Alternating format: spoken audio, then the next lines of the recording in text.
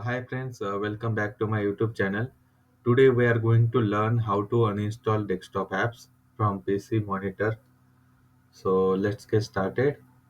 So first of all, you need to click on the Windows icon, then click on the setting, and here uh, you can see the apps. Here you can see the apps and feature. So here you will see all the apps which are gets installed in your PC. So I want to uninstall um, some are the by default apps which comes from the Microsoft. So we cannot uninstall those apps. So this is the one app, Zoom app, which I installed for the meeting. So when you click on the uninstall buttons, this app gets uninstalled. All the files related to the app also gets deleted.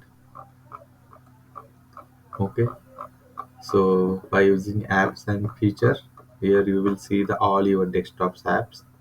You can sort it by name, size, install date, filter by also drives. So these are options you can use it. Yeah, thanks for watching. Please subscribe my channel.